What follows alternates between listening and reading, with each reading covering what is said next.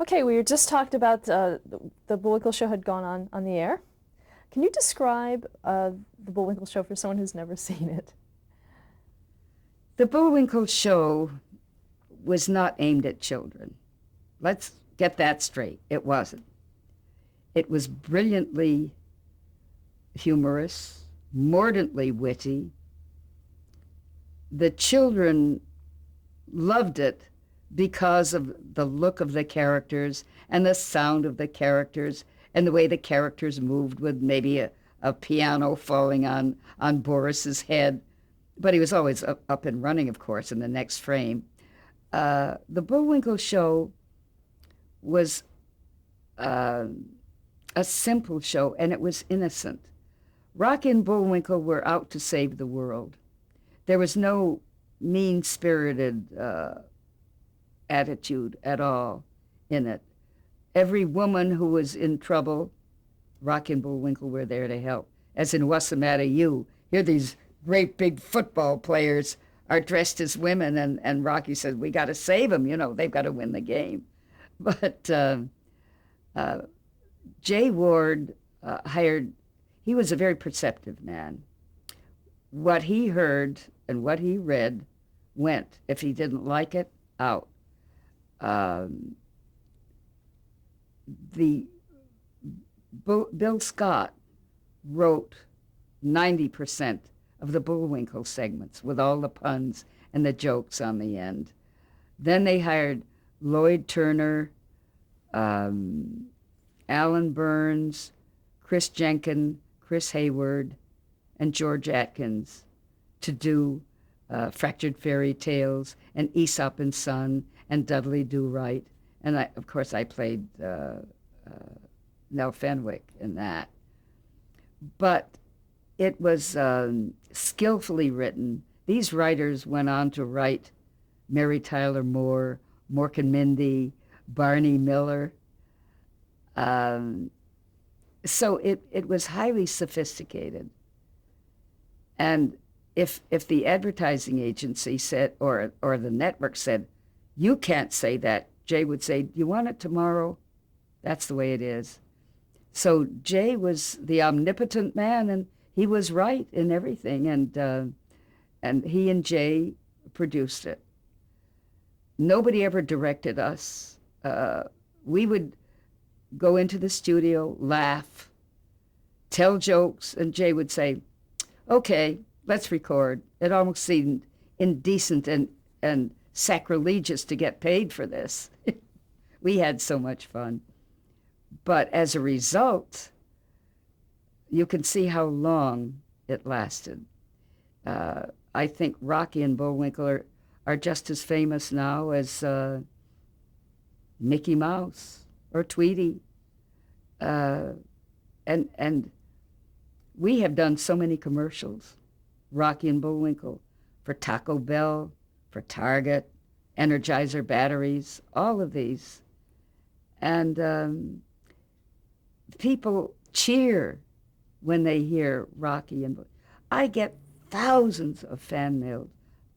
I hate to do it, but I just threw boxes this big with thousands of letters, fan mail that I get. That, I mean, it was just taking up my whole house. But people appreciate it.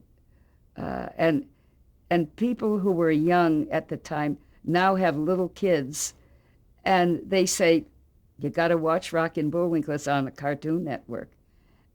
And so, as Bill Scott used to say, we're corrupting another generation. And we are. I mean, it's never died. It's just been on and on and on in reruns and commercials. And now this new film is coming out June 30th, year 2000. And we started in 59. Why do you think that is? Well, people appreciate the humor. They appreciate the characters. They appreciate the morality that they espoused. And you just don't forget these characters. They're absolutely wonderful. They're just unforgettable. And of course, the writing was superb. It was a happy marriage of concept, writing, and the voice actors who perfectly portrayed these characters. And on the Bullwinkle segments alone, it was just Paul Frees, Bill Scott, and I, and Bill Conrad was the announcer on it. He was the fat man in that series, and also played Nero Wolfe, I think, for a while. He had this great diapason of a voice. And Jay Ward, when he first came in to say, and now Rocky and Bullwinkle, and Jay would say, you got to go faster, Bill. And every time he went faster, his voice got a little bit higher.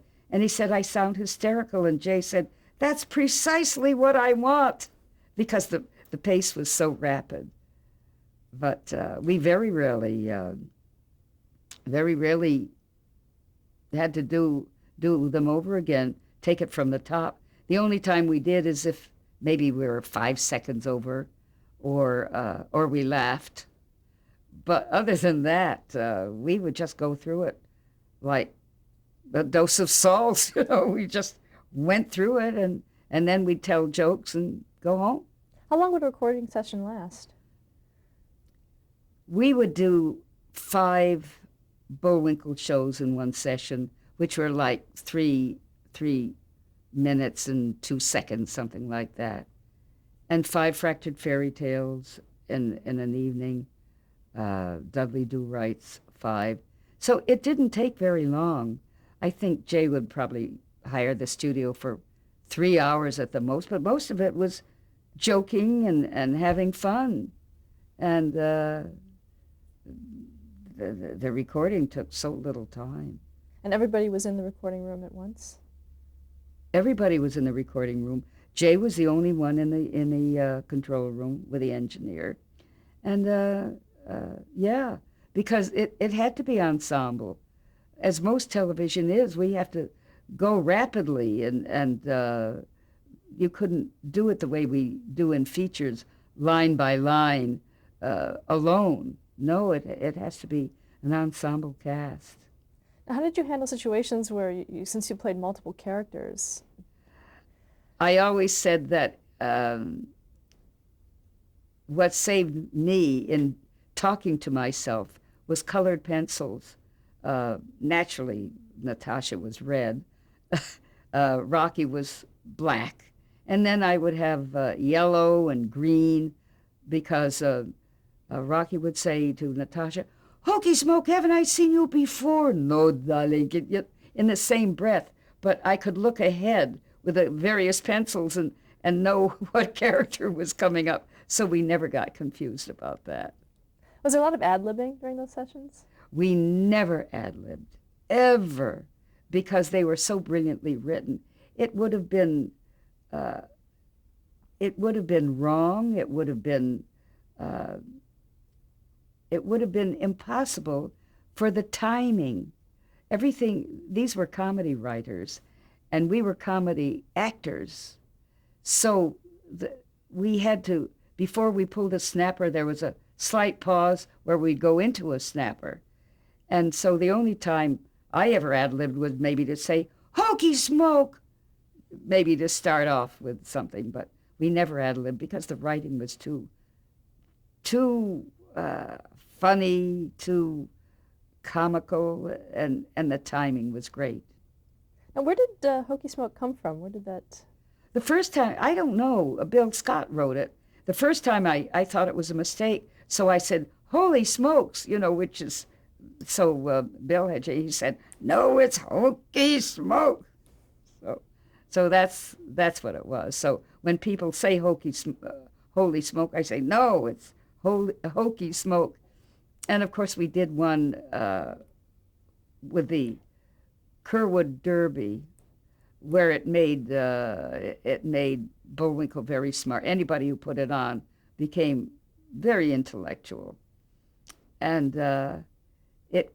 it was a turnaround of the name of an announcer called Durwood Kirby. I always have to think before I say it. I'm so used to saying the Kerwood Derby, and he was going to sue Jay for mockery. And Jay said, "Go ahead and sue me. We need the publicity." So we never did. What other catchphrases came out of that show that people always come back to you about? Some of the catchphrases, wherever I go, and I do make a lot of appearances at art galleries, animation art galleries, or colleges, and every man, it seems like an underground network. They all say, "Hey, Rocky, watch me pull a rabbit out of my hat," you know. And I always have to say, "Yeah, but that trick never works." But a lot of those things have come out and stayed there. Now, did you, when you were doing the show, how long in advance did you receive the script for the show? Oh, the only time we received a script is when we arrived at the studio to record. Because, you know, we were all seasoned actors, and in radio, that's what we did. And so, no problem. We read it once and then record. And we do that today. Although today they have a lot of pickups. I don't know why, but they have pickups, and maybe something wasn't quite understandable, but we never did. We just went right through it, and that was it. Do you have a favorite Rocky and Bullwinkle episode? Everybody asks me if I have a favorite Rocky and Bullwinkle episode, but I don't, because they were all funny. The What's the Matter You, the earthworm, you know, having a worm farm. They were they were all different, but equally as hilarious as the others. So I really can't. I know they had their sweatshirts that say "What's the matter, you" on them. Or I have a sweatshirt that has Rocky on the front, and then a saying, "If you're going to be a hero, you have to do stupid things once in a while," and that's written on the front. You know, so some of those things have lasted, and they're perpetuated by sweatshirts and all kinds of. We've recorded voices for toys now. Bullwinkle and Rocky, the furry animals, like old Rock here, back here. Now, did you participate in the promotions when the show first came out? I know Jay Ward did a lot of bizarre promotions. Well,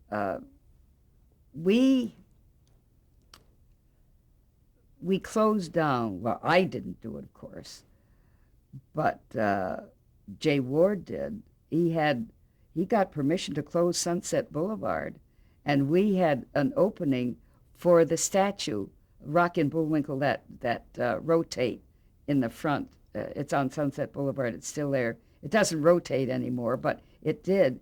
And he hired Jane Mansfield to be the star there, and that's so. And then he had a marvelous picnic in Coney Island, and then we went to the Plaza Hotel, and instead of getting all of this elegant food, it was like a picnic with sawdust on the floor and a box lunch. And that's where I met people of Mad Magazine, and everybody from the press was there. And then Jay and his PR person, Howard, went to, they traveled cross country. They wanted stardom or statedom for Musylvania. And it was the time of the missile crisis. And here, our president, John F. Kennedy, was trying to fight all of this thing with the Cubans and the boats that were out to bomb Cuba. And they were at the White House, Jay and Howard Brandy. And, excuse me, and they were right at the gates of the White House. And they were security men with automatic weapons. And they said, "You better get out of here." And Jay said, well, we just came to see if we could see the president on getting statehood for Pennsylvania. And they said, you better get out or you're going to be shot. And that was the time of the missile crisis. And then Bill and I were in the Hollywood parade. We had a huge Bullwinkle and Rocky behind us, and we did promotion that way. So there were bizarre things, but they were fun, and those were the good old days. They really were. I think so fondly of them. Describe Jay Ward for us. Jay was, at that time, a very gregarious man, a lot of friends, always laughing, always carrying Coca-Cola or something, and he'd have a cup in his mouth walking around, telling jokes. He was a very funny man. But then he had an accident in a plane coming down, where was it? I think it was over Denver. And the plane took a dive or something, and Jay became very reclusive at that time. And people would knock on the door of his office or the Dudley Do-Right Emporium, and he'd answer the phone, he'd answer the door, and they'd say, are you Jay Ward? No, and he'd shut the door and walk back. So he didn't want to meet people. I wanted to have him meet Charles Solomon from the Times because Charles was enamored of the show, and Jay wouldn't do it. But and then he became quite ill after that. What kind of control did he exercise over the show? Apparently he had complete control over the show. That's why he was, we respected his intelligence and his perspicacity in saying, this is a funny joke, this isn't, I want this and I don't want that. And so he and Bill Scott had the controls, but it was Jay who said, this is what I want and this is what I don't want. So every time a writer or Bill Scott, who was one of the producers, came in, they would read the script and Jay would pass on some and not on others. Can you describe Bill Scott for us? Bill Scott, can you describe him? Bill Scott, everybody thought that he was kind of a Grinch type person, and he wasn't. He sometimes seemed gruff, but he was the most generous person. He always had his hand out helping people. Very funny, very witty man, obviously, and altogether different from Jay. And I've got a picture of them, the only picture that Jay and Bill and I have together. And it was taken out in front of the Dudley Do-Right Emporium. But Bill was a very witty man, and he had been writing for, it was the dragon, the sea dragon with Stan Freberg and Dawes Butler. I've forgotten the name of it. Beanie and Cecil. Beanie and Cecil, yeah, because I never worked the show, so I never really watched it at all. But Bill wrote for that, and then he went over to Warner Brothers, and all the time that I worked at Warner Brothers, I never met Bill. It wasn't until I met him and Jay at the tail of the cock that I met them and realized what heavyweights they really were in the industry and in their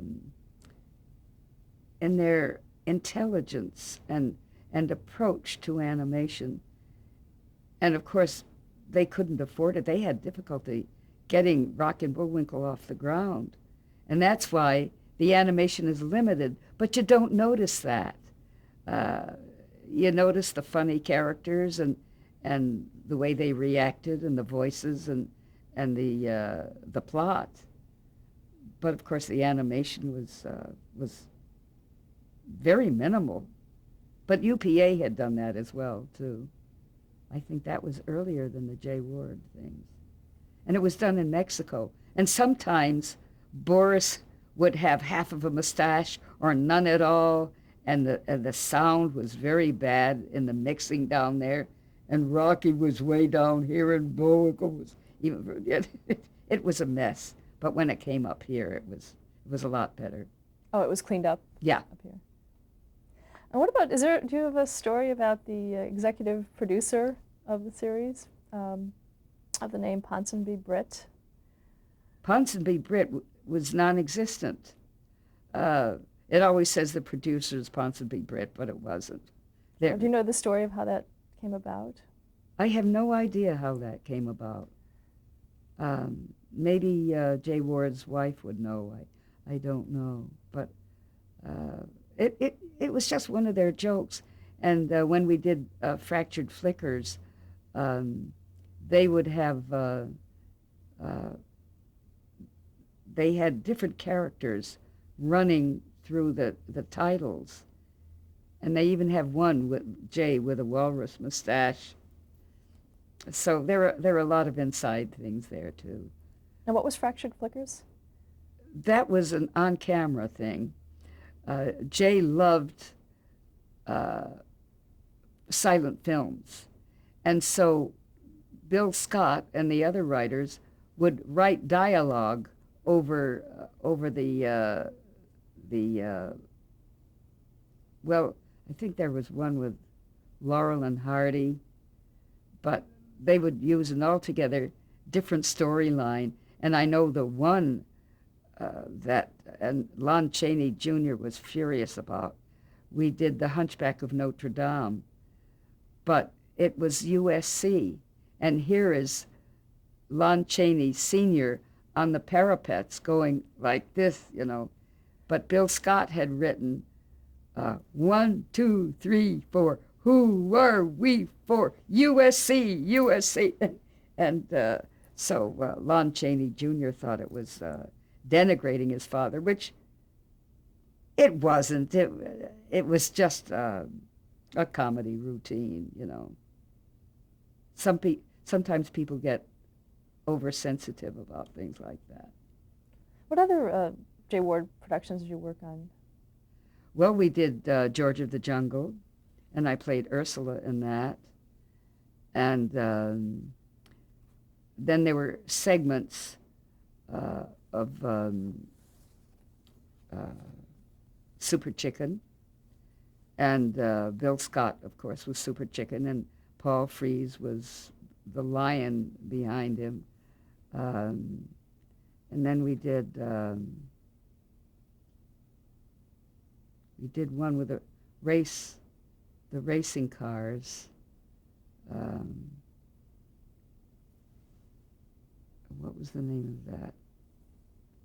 Can't remember the name of it. But anyway, that was on the they were all different segments of George of the Jungle. As in the Bullwinkle show, there were different segments of Rock and Bullwinkle, and then Fractured Fairy Tales and Aesop and Sons and Dudley Do-Right. But there was always a beginning and an end of Rocky on the Rock and Bullwinkle show. Before we leave the Jay Ward, can you describe the production offices? Did you go to the production offices, or were you mostly recording off-site?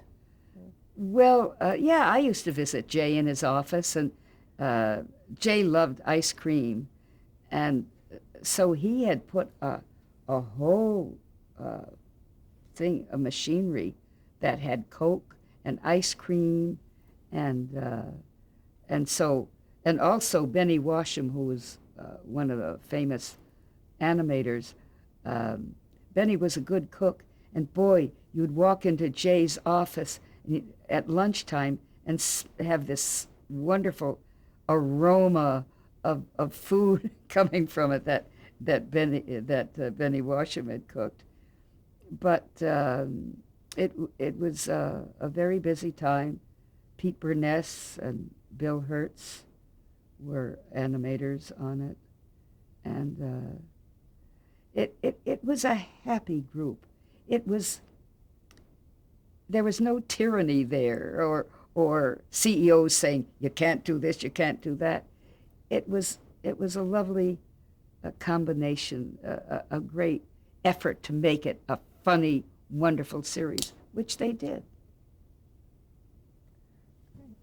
Also, the 50s was a time when Bullwinkle started. It was a time of McCarthyism. Were you affected at all by the blacklist, or was anyone you know? No, nobody I know.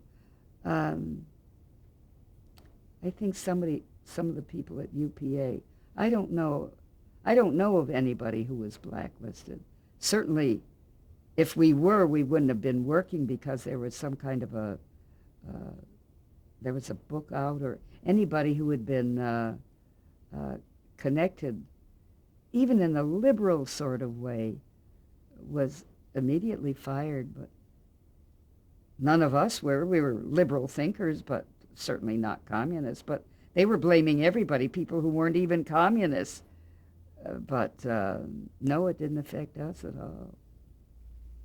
Okay, and I also want to ask you, there were some on-camera appearances that actually happened before some of your animation I'd like to talk about. You were on Carson's Cellar. Oh, yes, Johnny Carson, before he went to New York. It was a show called Carson's Cellar, and I think it lasted for 13 weeks, and I was on it every week, and he was a charming, funny man, met his first wife, and I did all kinds of camera camera work, and different voices, different. I don't know if I have one. I don't even know what year it was. It was in the 50s. I have 1951, but I'm not too sure about it. 51? I'm not quite sure, but we had a ball. Can you describe the structure of the show? He would do magic tricks. We would do sketches, funny little sketches. He has one, I think I've got a copy of it somewhere, where he's carving a turkey. Or it was like a truth or consequences thing. And we did all kinds of characters, and we did it on a Sunday. And I got a call. I didn't show up for work because I don't take anything for granted unless somebody calls me. I think they don't want me. But they said, "Where are you? Why aren't you here at work?" And I said, "Well, nobody called me to tell me that I was on the show." "Well, you're on the show every week." So I never made that mistake again. But Johnny was very funny, obviously, tongue-in-cheek, and he's a marvelous prestidigitator, I guess that's what he liked to do most. But it was a lot of fun doing. Do you remember anyone else who worked on that show? No, I don't. In 1966, you appeared on Death of a Salesman. I appeared on what? Death of a Salesman?